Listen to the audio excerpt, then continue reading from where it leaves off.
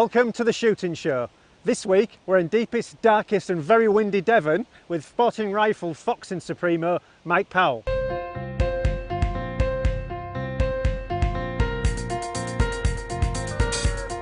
Mike has a meeting with an angry farmer.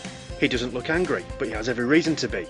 How do you feel as a commercial poultry keeper when you come across 8 or 9 birds or more taken out? It's twofold really. It's the annoyance, obviously, that we try hard to keep them out, but obviously every now and then you'll get a cleverer one which has learnt that he can make it through and skip over. And feel you feel upset because obviously the chickens are our livelihood and we care for them, so we feel upset to see that loss of life. It wouldn't be quite so bad if you just took the one and ate it, but obviously to kill them, which they never do, of course. They never do. And obviously, the 9 or 10 pounds a bird, so it's the cost plus the loss of production from those birds, and it'll upset the rest. They'll slow down. They won't lay as well for. So probably this little visit probably cost you £100 or so. Absolutely, oh yeah. I mean, some of them never cause any trouble, but when you get one that does, you just got to take them out because they'll do it again and again. Well, yeah. And just stick to rabbit, it wouldn't be such a problem. Well, yes, these are easier. But the other factor, unfortunately, is that they will train their cubs to do the same thing. So you'll get a vixen will work out how to get in. And if a cub survived, you'll find she'll teach them how to do it, and then you are in trouble. Right, we'll have to see what we can do. Superb, thank you. Now Mike knows what he's doing. At 75 years of age, he has been a fox shooter longer than most of us have been alive. He's a rogue fox specialist. I ask him if he knows the vulpine culprit in this case. When the phone call came in saying that the chickens had been killed, because I'd been watching a litter of cubs not more than probably 500 yards away from where the chickens were eventually taken. But up until this stage, the vixen and dog certainly hadn't been causing any problems. The person whose land the cubs were on was never very keen on them being shot, which we do get a little bit of around here. So it's not easy just to go and take them all out.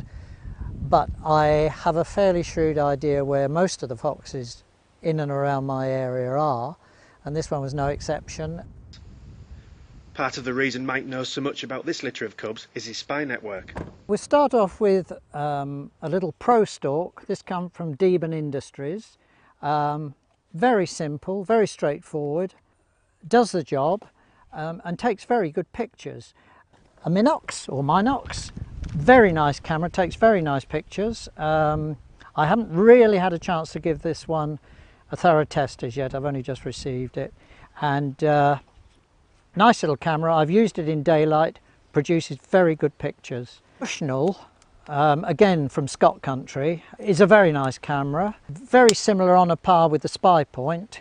Pickup times for the sort of use that I give them isn't very important. All I'm looking for is to see what's there. Move up to the top of the range, something like this Spy Point from Scott Country, who specialise very much in this type of equipment. I've got this one mounted on a gorilla pod, which are very useful for clamping it on anywhere, on your knee if you necessarily require it. This has one extremely good feature, which many of the others are coming on to now, which is it doesn't emit a red infrared light.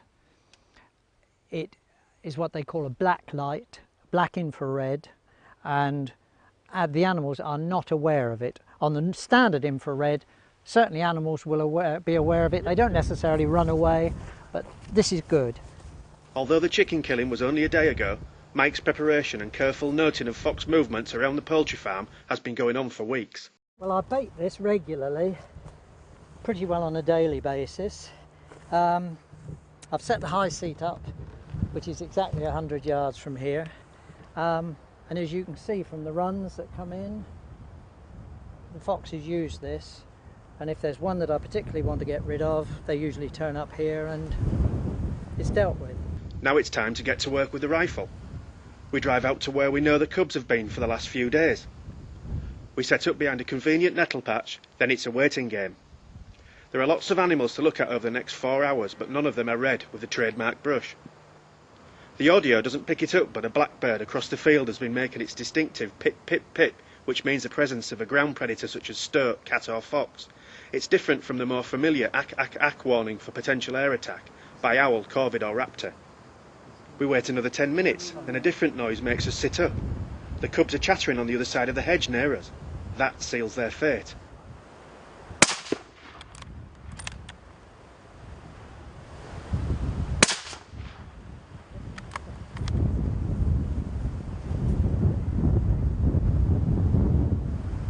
We heard the cubs chittering. At that time we thought it was possibly the vixen bringing some food into the cubs, and then you left me there on the log while you and the cameraman disappeared to try and sort out the cubs and the vixen. Yeah, well basically when you're moving up on stuff you've got to know what you're doing, and so anybody who's likely to make a noise or not, make a mess up of things we like to leave behind, which in this case was you, Pete. Thank you so much for that. Anyway, after we left you, we came up the field, moved into the backfield, and there was not a sign of anything.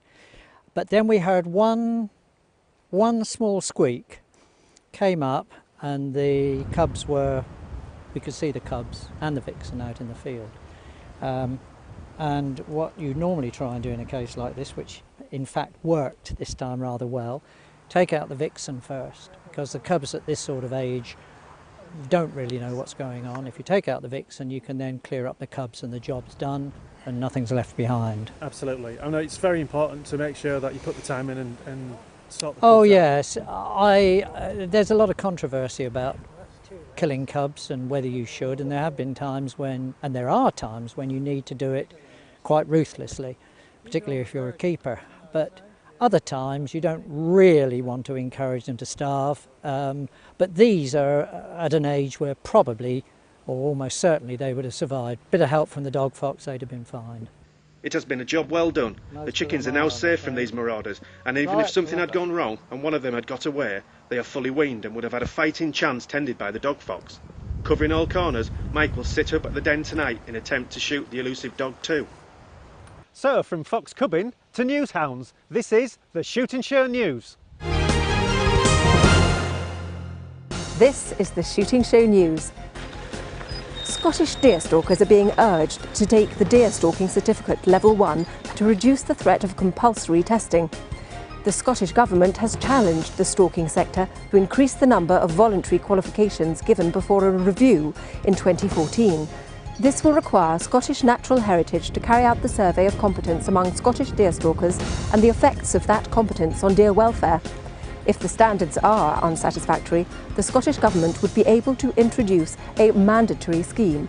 The British Association for Shooting and Conservation has elected a new chairman. Martin Howitt now heads the association's council and will start work on the 1st of July. As we get closer to the CLA Game Fair, exhibitors have started to reveal their plans for the show. Distributor Edgar Brothers promises to bring more than 200 guns to its stand, as well as the first production samples of the 1.7 Hornet caliber. Meanwhile, Carl Zeiss has told us to expect a mobile shooting cinema, with all proceeds donated to Sporting Rifle magazine's Save the Rhino appeal. The fair itself will see a new focus on gun dogs. For the first time ever, there will be a Gun Dog of the Year award, while professional gun dog trainer Andy Cullen will be offering his expertise on Alpha Feed's stand. And finally, 11 fishing, shooting and countryside organisations have called for cormorants and gooseanders to be added to the general licences, allowing them to be shot. The organisations came out in favour of a national management plan to control the damage these birds do to fish stocks in rivers and lakes. Angling Trust Chief Executive Mark Lloyd presented their statement to Environment and Fisheries Minister Richard Bennion MP. This comes ahead of a review into the licensing of control of piscivorous birds by DEFRA, Natural England, the RSPB, the Environment Agency and the Angling Trust.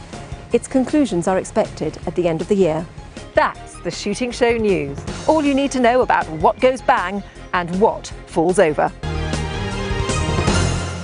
That's it for this week. We're out every Monday, 7:30 p.m. UK time. This is The Shooting Show.